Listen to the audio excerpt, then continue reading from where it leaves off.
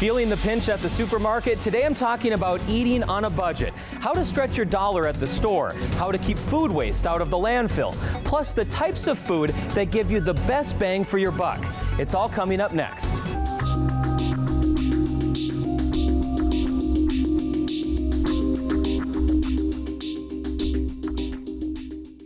Welcome to Your Money. I'm your host, Gordon Severson. Food is expensive. There's no way around it. And since we need it to live, there's no way to take this bite out of your weekly budget. Today I'll talk about where to buy your groceries to save on costs at the store, plus the story of a store owner working to overcome the loss of his business while still feeding his community. Everyday costs keep rising, and you can certainly see the proof of that at the grocery store. This story out of California has tips from an expert on how to get more for your money. It's a troubling trend hitting shoppers hard in the wallet. I love Honeycrisp, but $8–9 for a bag of apples? Nah, that's not good. The rising cost of food and alarming large grocery bills. But I have not seen any of my bills get cheaper. It does not feel like it's gotten better. I'm living paycheck to paycheck because it's so hard really to save. Consumer prices are up 3.2% from a year ago, slightly above what was expected. Sacramento-based financial planner Pamela Rodriguez says Americans are noticing. Technically, your groceries are only supposed to make up about 4% of your overall budget. But data from the U.S. Census Bureau shows Californians pay the most in the country for groceries, averaging nearly $300 a week. Right now, we're seeing groceries be the second largest expense and sometimes the largest expense even over a mortgage. Cereal and egg prices rose again, with eggs up nearly 6%.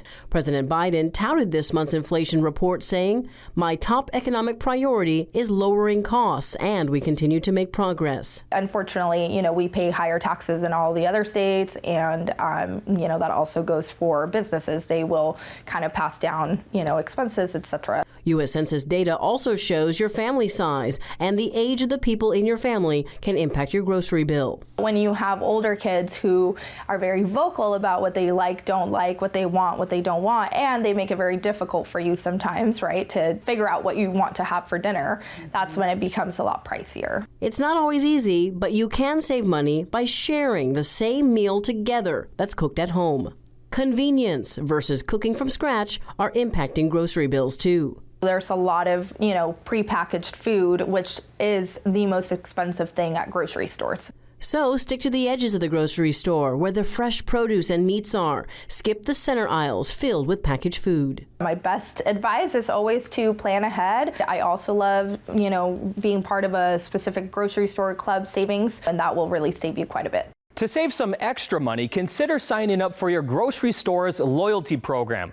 Or you can go old school and clip coupons, or try out a digital coupon app. If your family is anything like mine, it can be tough to use up all the fresh food in the fridge before it goes bad. Food waste, it's a problem in the United States. According to the organization Feeding America, across the country, we're wasting 80 million tons of food every year. That equals 149 billion meals, or $444 billion worth of food into the landfill.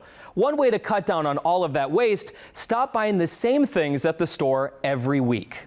So I think it's good to mix things up a little bit. And a good way to do that is to save money as you're shopping. Definitely browse those circulars. Maybe it'll inspire a recipe that you've wanted to try. Or there's a new app that I really love called Flash Food that partners with different grocery stores around the country and helps them avoid food waste by selling through their items that are close to their best buy date or in surplus. And you as the consumer can save up to 50% that way. Flash Food is available across the country and in Canada. You can check out their app or website for more information. Well, have you ever been to a farmer's market? It can be a great experience to spend time outdoors and meet people in your community who grow your food. A downside, though, is that you're limited by what grows in your area and how much food is for sale that day. Luckily, there are tools available to connect you with the freshest produce near you. Check out this story from Ohio with the details. If he's not in school or at home, chances are good you will find 12-year-old David Beekman here. on Hickory Legacy Farms in Wellington, taking care of the animals, especially his beloved goats. David's family has run the Lorain County farm for generations, and he's carrying on the tradition while also making a name for himself. We take chicken, which is mostly meat, and maybe a little pig, and maybe a little cow. David sells not just fresh poultry, but sweet corn too, through an app called Market Wagon, the brainchild of Indiana farmer Nick Carter. I started the company to help our own family farm be able to get our foods to local consumers who wanted to buy local. Think of it as an online farmer's market where you can buy produce, dairy, eggs, meat, and other goods. Nick Carter has expanded the concept throughout the country and Northeast Ohio. But you won't find any of his goods here. So my family farm isn't selling anything in Cleveland. It's just all the Northeast Ohio farms and food producers, artisans, and chefs that are selling right there in that area. It's a fairly simple concept. You order through the app or website. Farmers take the ordered goods to a distribution site, which is delivered to your doorstep once a week for a flat rate delivery fee. And I was like, this is exactly what I wanted. So we joined up and posted our stuff there, and now they're a huge percentage of our sales. This is Rhythm and Roots Farm in Summit County, run by Andrew Thorne and his family. They offer mainly poultry and pork direct to consumer. The idea of doing their own deliveries or spending weekends selling at farmers markets was too time consuming. Market Wagon now takes care of that. We probably do 40% through Market Wagon. So I mean that's just about doubled what we have going out. So that helped a lot. The Northeast Ohio delivery area spans 12 counties with over 75 farmers, chefs, and food producers to choose from. And don't forget, farm to table is better for you and better for the earth. It's fresher and more nutritious. It doesn't require 18-wheeled semi-trucks burning diesel over hundreds of miles just to make it to you. Buying local keeps your money local too. David isn't counting his chickens right now. Of course, it's not the season. But he is counting his profits, about $2,000 a year from his little business that's offering big possibilities for his family farm. Market Wagon is available in the eastern part of the country, from Minnesota to Atlanta to Maryland. Check out their website to see if they deliver near you.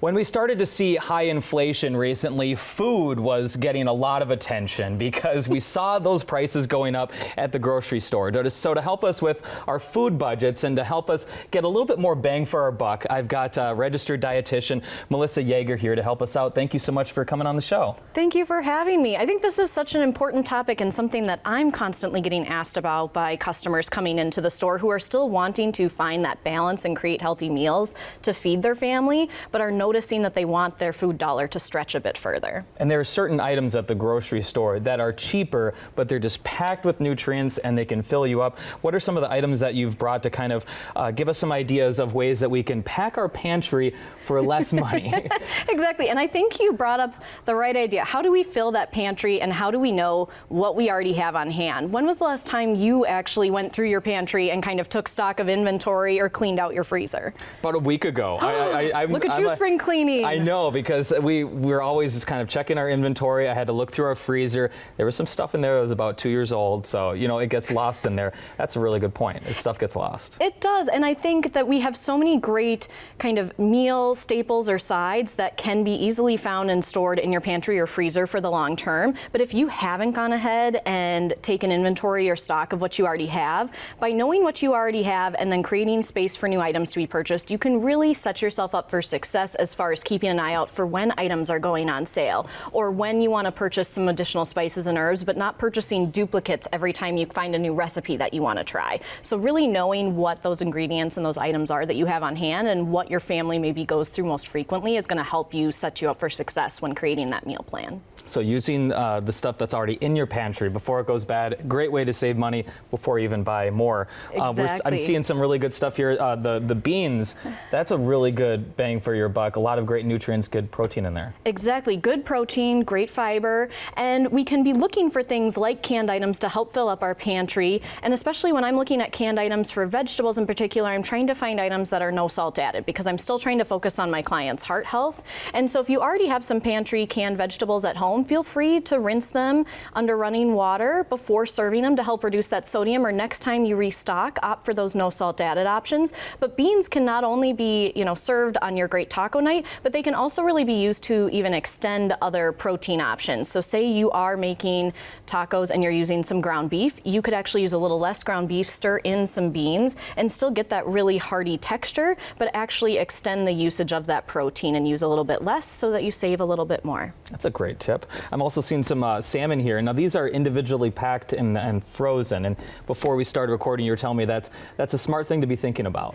I do like to think about how do I tie in convenience items that are appropriate for myself. Say if I'm working with a client that maybe is cooking for one, or maybe the whole family doesn't like fish, but they want to still incorporate it into their diet. Having those options where instead of purchasing whole pounds of fresh fish or fillets, having those individually frozen options for a convenient way to still tie that protein into your diet, but without wasting any, is a really good option. But again, sometimes you have to weigh that balance of what convenient options do I want versus what options are going to feed the whole family. Yeah, I know those big fillets could be expensive, and you're only one that likes it. Yes. That could go in the garbage if it spoils, and that's a lot of money down the drain. It can be, and I think we want to find that great balance at meals of protein and fiber-filled options, and that's where a lot of times I have consumers asking me about their produce and how do they even store fresh produce, because so often they have the best intentions. They grab a container of berries or they get some leafy greens, and before they know it, things have wilted or withered away in the back of their fridge, and suddenly they get tossed out the door. And I love that you brought eggs, because eggs got so much attention with the prices going up, but even with the higher prices, that it's still a good value. It is, and when you look at the cost per serving and just the versatility and the nutrition profile of eggs, it's still an excellent option to be incorporating, whether it's for breakfast or hard boiling them for lunch on top of salads or snacks, or making them into frittata for dinner, things like that, where you can really use them at a variety of meals. I like having that versatility and having that quick, convenient option that you can easily whip up for your family. And you can have some breakfast for dinner. Have fun with that. Exactly. Mix it up there. But when you look at it too, I don't know, do you oftentimes find yourself grabbing like frozen veggies or fruit to kind of help balance out your fresh produce items?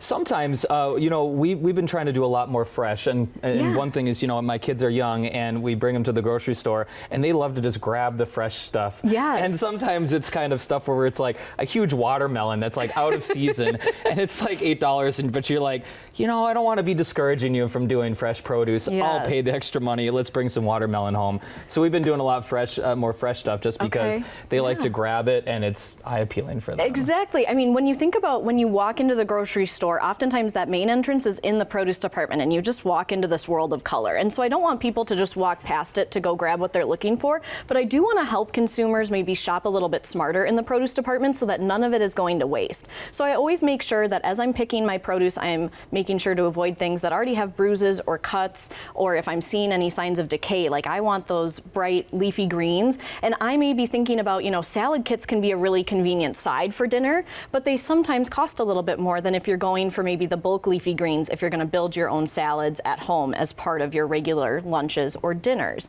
And so when I get something like this big container, we notice that it really has some condensation over time. And so to help it stretch longer, as soon as I get it home, I open it up and I place a dry paper towel on the top, and that helps to wick away the moisture as it sits in your fridge, so the lettuce keeps a little bit longer before it goes bad. So sometimes it's about just properly storing it. And like we talked about before, there's produce that can or should not be stored in the fridge. Yeah, what are some classic types of fruits and veggies that do well in the fridge, and other ones that you should keep out of the fridge that people might not realize? Yes, so I always think about when I'm getting home from the store, things like my bananas, tomatoes, even fresh herbs like basil should not be stored in the fridge. But your maybe it's thinking about your bell peppers or your cucumbers, cauliflower, broccoli. All of those items do a lot better in the fridge. But even once they're in the fridge, there are some produce items, or when you're storing them on the counter, that naturally release ethylene gas as they ripen. That's just part of the ripening process. And so you'll notice that apples and bananas especially release a lot of this naturally. So if you're storing your apples or bananas next to, say, your avocados, and you were hoping that that avocado would stay a little bit longer till the weekend until you wanted to make the guacamole, and all of a sudden it's overripe, it's because it's really feeding off of that naturally released gas that we're seeing. And so keeping those items stored separately, or not all in a big fruit bowl, is the best way to do it at home. Great. And I love some of these items that you brought here, having some pasta. That is something that can just sit in your pantry for a long time. I mean, a box like this is like a few dollars. You could probably get 2 meals out of it, and that really has some good nutrients in there for you. Exactly. And when I think about the ways, again, the versatility of some of these items, are you making a cold pasta salad, or are you serving it for spaghetti night, or how are you going to be packing it? Are you making a grain bowl and bringing that to work and using some leafy greens and adding some pasta noodles and kind of creating those varieties of textures and really playing around with it? I love having those dry options on hand, whether it be my rice, my oats, my pasta. Those things can all sit in my pantry for quite some time and then just be used as needed. And so if you're struggling to go, what's for dinner tonight? Having those things already available and making sure that they're ready to go makes things a lot more convenient on the back end for you and your family. I like that you brought up the bowls, because there's a lot of those grains that you can buy in a bag and they can sit in your pantry for a while, and they add a lot of great nutrition, and they can fill you up for a pretty affordable price. Exactly. When you think about things like quinoa or farro, I feel like are commonly seen even on like restaurant salad bar menus or in those grain bowl options. You can build those at home and save a lot of money, because again, a little bit goes a long way when you're cooking up a lot of these dry grains. And so when we actually are practicing portion control and taking a look at what other ingredients are balancing out our meals, we can really make that dollar stretch farther. For sure. And some other items here. What else do we have over here on this side? It looks like we've talked about some fruits and veggies. I think that's a really good, smart idea, is having kind of a mix, is having some stuff in the freezer, some stuff in the pantry, and some stuff in the fridge, right? Exactly. And I think sometimes canned items or frozen items get this reputation that maybe they're more processed or something, the nutritional value has decayed. But when we think about it, canned and frozen, specifically produce, are really picked at their peak and then flash frozen or preserved and canned immediately, so that they're not having that degradation in nutritional value as they transport to the store. And so when I think about, maybe I'm working with a client and they really love smoothies for breakfast. Well, maybe they're going to use a combination of fresh and frozen produce to build that smoothie, like a handful of fresh leafy greens, but with some frozen mixed berries, and add in a banana, and you've started to create that really solid base for that smoothie. Or maybe you just need some quick vegetable side options, and maybe your children like the texture of a softened vegetable versus a raw vegetable. So having some of the steam and bag vegetable sides can be a convenient way to still expose your kids to all sorts of great nutritional value, but with a texture and consistency that they're more appreciative of. And one food group that we don't really have too much out here, because it's it could thaw out and go bad, is meat. And one thing I have noticed at the grocery store is I'm starting to see more deals pop up with meat, with chicken, with beef, with pork and whatnot. Are we starting to see those prices starting to come down sometimes, and deals every once in a while, and that might be a good opportunity for people to stock up and fill their freezer if they see a deal like that? Exactly. I do think it's really important to pay attention to the ads and the sales. And what I always do when I'm approaching something like that, and I see maybe we're having a mega meat sale and you're seeing a lot of deals all at once in the meat department, if you haven't already made a little bit of space in your freezer, maybe now's the time to do some spring cleaning, and then determine, based on kind of your menu plan coming up, what you could pre-purchase for a great price now and throw in the freezer to use at a later date, versus what you're going to be getting through in this next week when the meat is at its best fresh quality. But also thinking about, larger bags of frozen chicken breasts or other options that you could be conveniently using throughout the year, because again, that just really extends that shelf life. All right, and my last question, what are some of the biggest, I don't know if I'd call it maybe mistakes you see people make at the grocery store with shopping?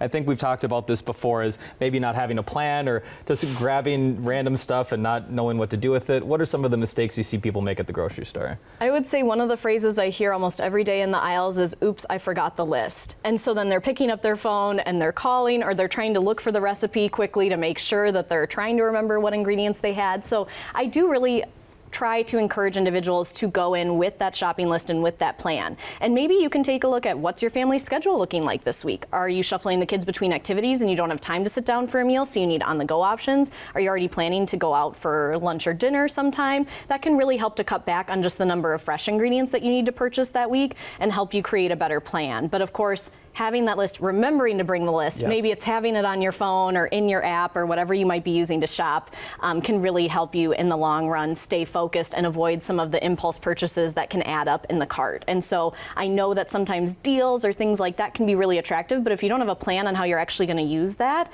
then again, you've just spent money you didn't need to. So trying to make sure that you're paying attention to the sales that are important to you and your family and purchasing or stocking up when that's right and the right time for your family. I love that idea of kind of looking at your week ahead and planning for that, because I've had that so many times where you buy this fresh produce and you have big plans for meals, and then you realize, like, oh, we've got soccer, we've got baseball, we've got dance, and each night, and then you're like, the week ends and you've got all this produce that it's going bad because you had big ideas, but life got busy. Yes, and life is always going to be busy. So make a plan that works for you and your family, and really start to plan out, hey, if I do want to meal prep, when do I actually have time to set aside time in my week to make these meals? Or what evenings do we not have multiple activities that I can be home and pre-packing, snacks or lunches or whatever it might be for the week, so that you can actually execute the great plans that you've set in motion.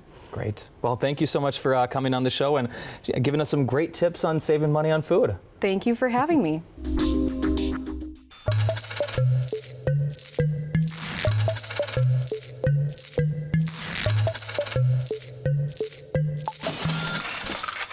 I've talked a lot today about how consumers are affected by food prices, but businesses are feeling the squeeze too. This story out of Seattle comes from a store owner still struggling to help put food on his neighbors' tables despite a recent hardship. Okay, now really important to watch your step here. Carefully looking down, it's hard not to look up at the damage after a fire at Rising Sun Produce. The fire started over there. There was some cardboard and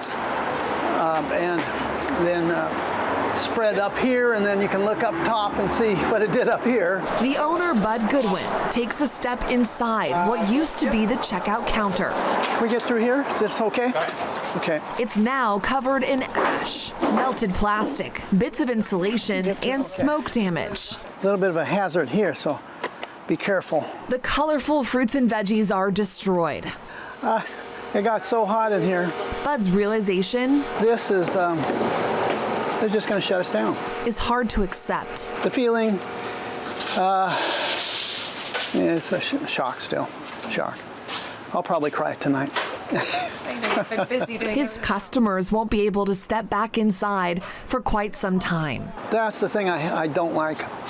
I think I dislike the most about this is I'm not going to be able to help anybody out in the community right now. I can't. We're just tied. When this kind of stuff happens, the steps get tinier. That's all. Not even thinking about tonight, you're thinking about 5 minutes from now. But he feels the support in strides. It touches your heart, it really does. And as he watches the sunset from the soot, he knows someday soon the sun will rise again on his business. How does your heart hold all that? It's just like, it's hard to believe. All you're doing is putting your oranges out and trying to be nice to people. Officials are still investigating the cause of the fire that destroyed Bud's shop, but he and his son, as owners, think the blaze could have been accidentally caused by human error. No word yet on when and if they'll be able to reopen. One last secret to saving money on food: leftovers. You'd be surprised how much money you can save eating last night's dinner for lunch the next day. If lunch costs $10 at your local restaurant every day, eating leftovers can save you around $50 a week, or $200 to $300 a month. So the next time you make dinner, make a little extra and save yourself some money. Well, that's all for today's food budget episode of Your Money. I'm Gordon Severson, helping you save, spend, and invest your money wisely. I'll see you next time.